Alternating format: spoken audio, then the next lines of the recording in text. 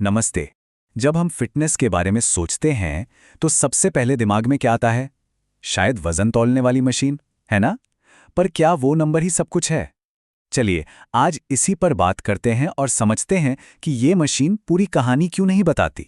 तो सबसे पहले एक बुनियादी सवाल। फिटनेस और सेहत, क्या ये एक ही चीज है या इनमें कोई फर्क है?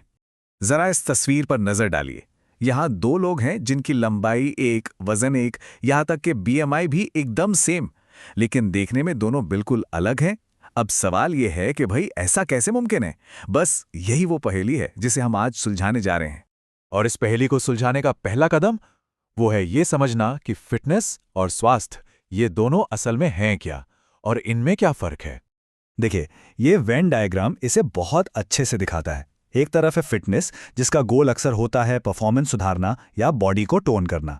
दूसरी तरफ है सेहत, जिसका मेन फोकस है लंबी, बीमारियों से दूर जिंदगी जीना। और हाँ, बीच में कुछ कॉमन गोल्स भी हैं, जैसे वजन कम करना, जहां ये दोनों मिलते हैं।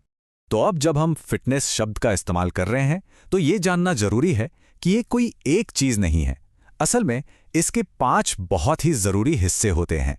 चलिए देखते हैं कौन कौन से। ये जो व्हील ग्राफिक है ना, ये दिखाता है कि असली फिटनेस इन 5 चीजों का एक बैलेंस है। तो चलिए एक एक करके इन सबको समझते हैं। सबसे पहला है मस्कुलर स्ट्रेंथ, मतलब मांसपेशियों की ताकत। आसान भाषा में कहें तो एक ही बार में ज्यादा से ज्यादा कितनी जान लगाई जा सकती है। सोचिए, जैसे जिम में एक बार में हेवी से हेवी वेट उठाना। दूसरे नंबर पर आता है मस्कुलर इंड्योरेंस, यानी कि सहन शक्ति। अब ये स्ट्रेंथ से अलग है। इसका मतलब है किसी काम को बार बार लंबे समय तक कितनी देर किया जा सकता है, जैसे एक के बाद एक कई सारे पुशअप्स लगाना। तीसरा कंपोनेंट है कार्डियोवास्कुलर इंड्योरेंस, मतलब जब एक्सरसाइज की जाती है तो दिल और फेफड़े कितनी अच्छी तरह से काम करके बॉडी को ऑक्सीजन पहुंचाते हैं। दौड़ना, तैरना, ये सब इसी को मजबूत करते हैं।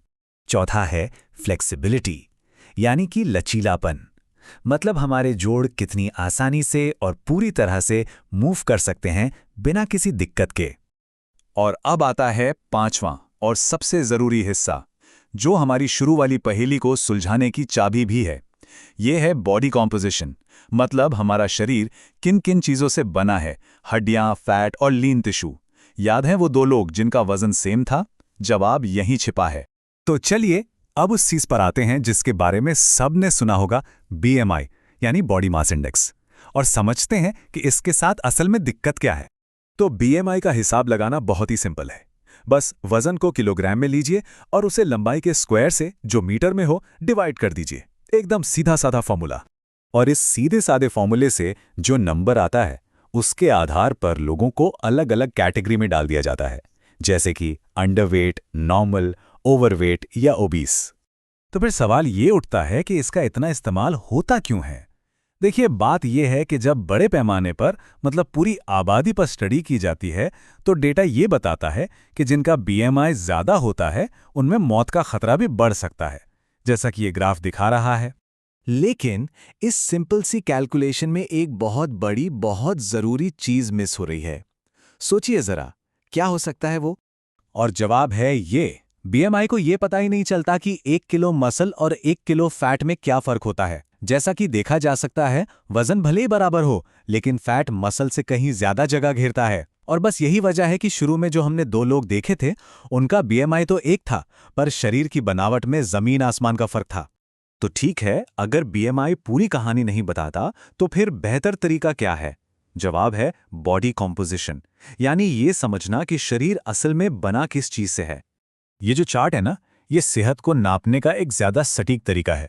ये दिखाता है कि अलग अलग फिटनेस लेवल्स पर पुरुषों और महिलाओं के लिए आइडियल बॉडी फैट परसेंटेज क्या होना चाहिए। ये जानकारी सिर्फ वजन के नंबर से कहीं ज्यादा गहरी और काम की है। और इन परसेंटेज वाले नंबरों का असल में क्या मतलब है, इसे समझने में ये विजुअल गाइड काफी मदद करता है।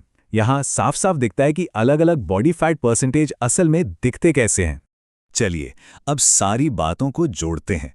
सवाल घूम फिरकर वहीं आ जाता है, हमारा शरीर बना किस चीज से है, यानी कि फैट और फैट फ्री मास का खेल क्या है।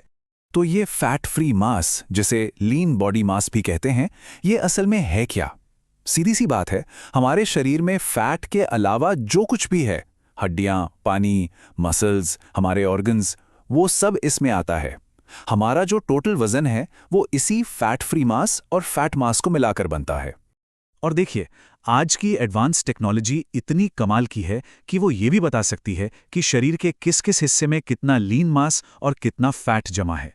ये बात एकदम साफ कर देती है कि वजन की मशीन का नंबर उतना जरूरी नहीं है जितना ये जानना कि वो वजन बना किस चीज से है।